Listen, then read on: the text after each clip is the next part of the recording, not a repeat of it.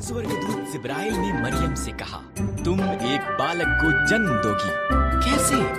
मरियम ने पूछा। मेरा तो विवाह नहीं हुआ है। परमेश्वर का पवित्र आत्मा तुम पर आएगा, बालक परमेश्वर का पुत्र होगा। मरियम ने उस पर विश्वास किया। मरियम की मंगनी यूसुफ के साथ हुई थी, पर उसने उसकी कहानी पर विश्वास नहीं किया, इसलिए स्वर्गदूत उसके पास भी आया। मरियम झूठ नहीं बोल रही है, उसका बालक परमेश्वर का पुत्र होगा। तुम उसका नाम यीशु रखना। महीने बीत गए, तब वो बैतलहम यूसुफ के शहर में सरकार के पास नाम लिखाने के लिए यात्रा करके गए। उस लंबी यात्रा के बाद मरियम के जन्म देने का समय आ पहुंचा।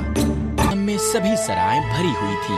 इस तरह से परमेश्वर का पुत्र एक अस्तबल में पैदा हुआ, कपड़ों में लपेटा गया और घास के बिस्तर पर रखा गया।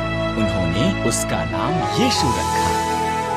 रात को एक स्वर्गदूत बैतलहम के निकट पहाड़ियों में कुछ चरवाहों पर प्रकट हुआ। सुसमाचार, स्वर्गदूत ने कहा, तुम्हारा उद्धारकर्ता पैदा हुआ है। वो बैतलहम में एक चरनी में रखा हुआ है। अचानक और स्वर्गदूत प्रकट हुए, इतने ज्यादा कि उनसे पूरा आकाश भर गया। आकाश में परमेश्वर की महिमा। उन सब ने गीत गाया। पृथ्वी पर उन मनुष्यों में जिनसे वो प्रसन्न है शांति। जब स्वर्गदूत चले गए, चरवाहे जल्दी से बैतलहम के लिए निकले। उन्होंने बालक, उनके उद्धारकर्ता को एक घास के बिस्तर पर लेटा देखा। ये ऐसा ही था जैसा कि स्वर्गदूत ने उनसे कहा था। के यीशु को देखने के बाद वो शहर में से होकर यीशु को देखने के बाद वो शहर में से होकर गए। वो बहुत उत्साहित थे।